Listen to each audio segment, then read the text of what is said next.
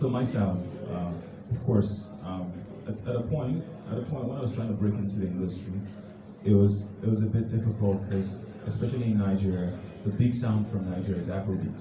So every artist is pretty much doing Afrobeat. So it wasn't very easy for me to get lost in the crowd of Afrobeat artists trying to find myself or trying to push myself in that direction. So what I did was find a way to have a fusion of Afrobeat and also a lot of folk music, a lot of alternative music. And then I tried it. And it was funny to realize that there was the audience for that kind of music in Nigeria.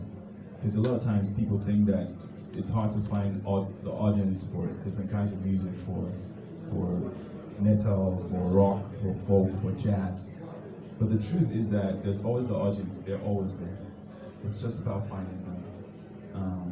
And I'm really excited that people love my sound and music. I was also very excited that I had a lot of people from Rwanda as well that have been following my music and really appreciate it. And one of the reasons why I was looking forward to coming here as well, to come, perform live and let them experience John Drille live, And then the second question, what's the second question again? You're working on a project. Oh, of course. So, before I came to Rwanda, I had intentions. One of my intentions was to write a song in Rwanda. And before I came, I did a bit of research and asked, what's a really nice Rwandan girl name that could fit in the song? And I have a friend here, his name is Dio Salvatore, he's a guitarist. And he told me, I was going back and forth and told me that Irisa. I was like, oh shit, sure, that would sound nice in music. So I started writing the song, and if you come for Jazz Junction, you'll probably hear me sing it live.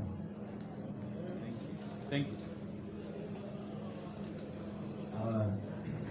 Andrew asked me why my fellow dancehall artists didn't penetrate so much in the music industry of Rwanda. I think at the first time I came to realize that so many people here were not so used of the dancehall style. So, in my own believing ways, I believe it's nothing to do about with the style of dancehall music, because music is music. But I think it's my way, my music, my composition, my voice, the way I do my music. I think it's the one that has brought me this far. Yeah, I don't believe that there's something special in dancehall and Afrobeat. No, it's music. My music is the one that brings me far. Thank you. Yeah, about the question, how we managed to do it. I think what we share just a common vision with the people, with our patrons. Understanding who our client is very important.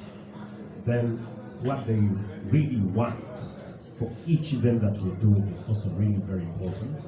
If you have noticed that the artists that we bring in, we've done research on those artists and they fit exactly within the demographics of our market.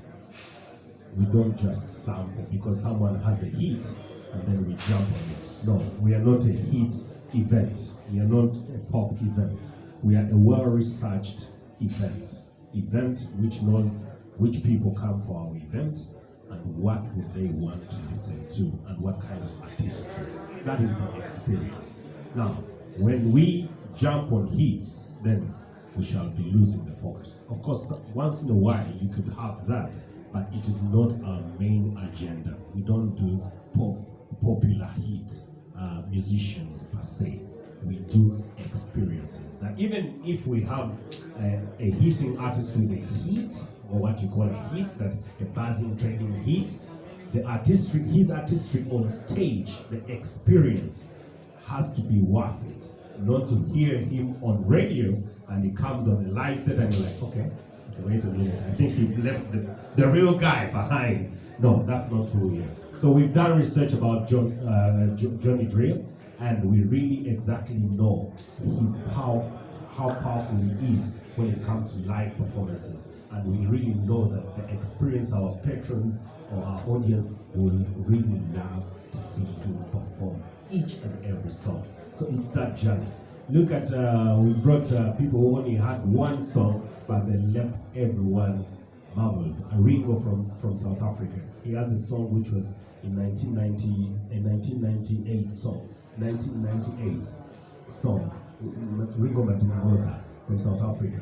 You last heard that song in 1998. But when he came and performed 1.5 hours, there was no one seated. What does that mean? Now we researched, we've listened, seen his shows, looked at his artistry and well researched, and we know it fits right specifically for the demographics we're looking for. So it's not just about the songs, it's not about the hitting artist, it's about understanding what your client would want to experience. And I think that's why it's kept us. Of course, we can't make it without Mutsi. We couldn't have made it without people like Mario. We couldn't have made it without people like Move. And I'm sure we're going to go far with I am. So, and of course, you have kept us here every other day. We call you and you cover us. And we might appreciate it. We might appreciate it. Thank you, guys. Let's take a photo. Thank you for coming out.